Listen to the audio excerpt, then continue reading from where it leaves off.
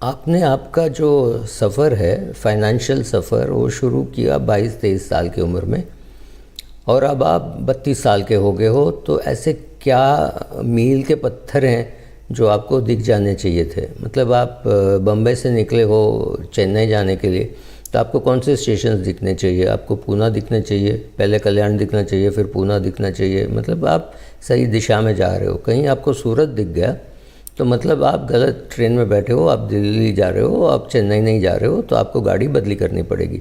तो मील के पत्थर जो हैं वो हमको बताते हैं कि कितना अभी बाकी है, क्या हो रहा है। तो 32 साल की उम्र में आपके क्या मील के पत्थर हैं? अच्छा, ये मैंने उम्र 32 क्यों रखा? 32 इसलिए कि आदमी को 2-3 साल लगता है समझने में कि मैं अभी 20 का नहीं रहा, मैं अभी 28 का नहीं रहा, मैं अभी 30 का हो गया हूँ। वो समझ में 30 साल की उम्र में वो समझ में नहीं आती, 32 साल की उम्र में वो समझ में आती है। 32 साल में एक और चीज़ होता है कि उसका कोई दोस्त का एक्सीडेंट से मौत हो जाती है या हार्ट अटैक से मौत हो जाती है। तो मतलब क्लियर है कि उसको अपनी याद आ जाती है कि भाई मुझे भी इंश्योरेंस का कुछ करना चाहिए, मुझे भी रिटायरमेंट का कुछ करना चाहिए। तो याद दिलाने की उम्र है 32। तो 32 में क्या क्या होनी चाहिए? 32 में पहला तो ये होना चाहिए, आपको फिनेंशियल इंडिपेंडेंस होना चाहिए। मतलब आप अपने पैसे से जी रहे हो, माँ बाप से पैसे नहीं मांग रहे हो। ऐसे नहीं कि पापा पैसा ख़त्म हो गया थोड़ा पैसे भेज दो, वो सब ख़त्म हो गया। वो सब आप 22-23 साल में कॉलेज में थे तब करते थे।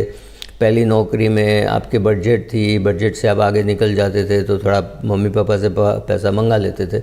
अब वो सब पार करके आप आगे हो, आपकी शादी हो गई है, मान लो आपका एक छोटा सा बच्चा भी है या बच्चा होने वाला है, वो स्थिति में हो। So you have to be financially independent. आप फाइनेंशियल निर्भरता जो कहते हैं, आप इतना कमा रहे हो कि आप खुद का सब खर्च उसमें से आप निकाल दोगे। नेक्स्ट ये है कि आपका सब जो स्टूडेंट लोन वगैरह था वो सब चुक गया।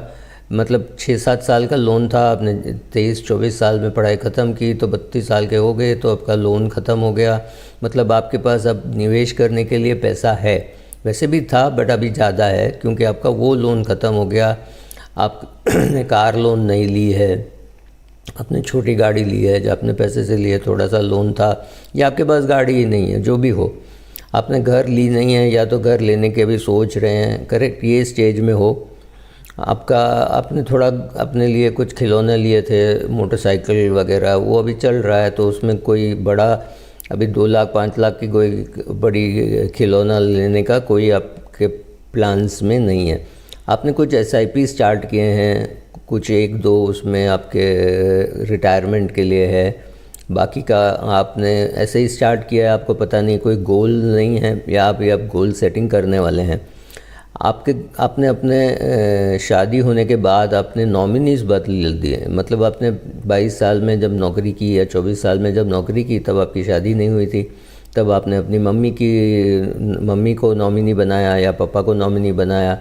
कुछ लोग तो भाई को भी नॉमिनी बनाते हैं, ऐसा किसी को नॉमिनी बनाया। अब आपकी धर्मपत्नी आ चुकी है तो प्लीज़ अपना नॉमिनी बदल दीजिए, क्योंकि जब अगर आपको कुछ हो जाता है, मतलब आपकी डेथ हो जाती है, तो ऑब्वियसली ये पैसा नॉमिनी को जाएगा। इसमें 2 प्रॉब्लम हो सकते हैं। आपने आपकी मम्मी को नॉमिनी बनाया, आपकी मम्मी गुजर गई, मतलब अभी नॉमिनी ही नहीं है। या तो आपको लग रहा है चलो भाई मैं मेरी बीवी को नॉमिनी बना दूं ताकि इसमें जो भी पैसा है 2-5 लाख रुपया वो कम से कम मेरी बीवी को मिले मेरे मौत के बाद।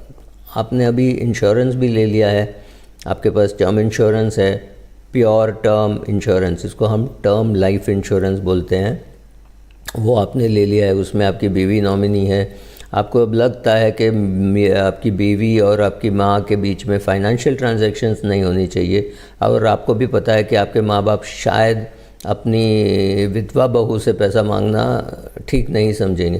तो एक छोटी सी पॉलिसी अपने माँ के नाम पे भी या पिताजी के नाम पे भी ले लीजिए। हाँ, अगर आपके माँ बाप की डाइवोर्स हो गई हो, ऐसा कुछ हो, तो अलग अलग पॉलिसी ले लीजिए। जितने लोग आप पर डिपेंडेंट है उतने पॉलिसीज़ होने चाहिए। मतलब आपके बच्चे हैं तो आपकी बीवी को बना दीजिए, कोई प्रॉब्लम नहीं है। लेकिन अगर आपको लगता है कि आपकी पहली शादी हुई फिर दूसरी शादी हुई, अगर ऐसा सब है तो अलग अलग पॉलिसी भी लेना बेटर है। अभी आप और आपकी बीवी बैठ के अपना खर्चा लिखते हैं, दिस इज़ वेरी इंपॉर्टेंट, क्योंकि जब आप अपना इन्वेस्टमेंट लिखोगे ना, तब आपकी बीवी को भी लगेगा कि ये लिख रहे हैं, मुझे बता रहे हैं, तो चलो हम बैठ के अपना खर्च लिखें, तो आपको पता चले कि आपका पैसा कहाँ जा रहा है। 4 साल बाद 5 साल बाद उठ के बोलना अरे मुझे पता ही नहीं मेरा पैसा कहाँ गया, ये तो बेवकूफ़ी है। आपको पता है आपका पैसा कहाँ जा रहा है, लेकिन आप लिख के नहीं रखोगे तो आपको याद नहीं रहेगा, और याद नहीं रहेगा तो आप यूज़ नहीं कर सकते हो। तो आप अपना खर्चा लिखना शुरू कर दीजिए, it's a very good habit, right. आप आपने एक इमरजेंसी फ़ंड अपने लिए बना लिया है, या तो अपने पिताजी को बोल दिया है पिताजी मेरे इमरजेंसी में पैसे चाहिए हो गए तो मैं आपसे लूँगा, राइट। वो एक सोर्स ऑफ इमरजेंसी फ़ंड हो सकता है। खुद का एक इमरजेंसी फ़ंड भी बना लीजिए, जिसमें कैश में थोड़ा रखिए, थोड़ा बैंक अकाउंट में रखिए। आपका क्रेडिट कार्ड का जो अनयूज्ड अमाउंट है वो भी आपका इमरजेंसी फ़ंड ही है। अपना तुलना अपने दोस्तों के साथ करना बंद कर दीजिए। उसको ये उसकी ये गाड़ी है, उसकी ये गाड़ी है, उसने घर खरीद लिया है, वो कोई फ़र्क नहीं पड़ता। आपको पता भी नहीं है उसके क्या कंपल्शंस है, वो मर मर के अपना EMI भर रहा है, आपको कुछ पता नहीं है। तो स्टॉप कंपेयरिंग, आपको पूरी कहानी पता ही नहीं है, राइट। तो किसका सेलफ़ोन ज़्यादा महंगा है, किसकी गाड़ी ज़्यादा लंबी है, दीज थिंग्स डोंट मैटर। अब ये सब चीज़ें करना बंद कर दीजिए। अपने रिटायरमेंट के बारे में सोचिए। अगर आपके माँ बाप ने वसीयत नहीं बनाया है तो उनसे कहिए वसीयत बनाएं। अगर आपने भी घर ले लिया है तो आपको भी वसीयत बनाना पड़ेगा, ये नहीं आपकी ज़रूरी है। मार्च में अमेंड हुआ है act, so please make your will. अपने माँ बाप से भी विल बनवाइए, कि उनसे भी कहिए, अपने आजू बाजू भाई बहन बंधु सबको बताइए कि आप अपना वसीयत बनाना है बस। और एक रिटन डाउन फाइनेंशियल प्लान बनाने की कोशिश कीजिए। आपको एक अच्छा एडवाइज़र मिलता है तो बहुत अच्छा, नहीं तो ढूंढ के एक अच्छा एडवाइज़र लाइए। कल ही मैं किसी को बता रहा था एक अच्छा एडवाइज़र कितना वैल्यू ऐड कर सकता है, राइट। सो वो सब कर दीजिए। आपका इन्वेस्टमेंट जर्नी स्टार्ट हो गया है। सुब्रमण्य के यूट्यूब वीडियोस देखते रहिए, मेरे ब्लॉग पढ़ते रहिए। आपका कोई सुझाव है तो वो भी भेज दीजिए, right. All this at the age of 32 साल की उम्र में ये सब आप कर सकते हो। Thank you.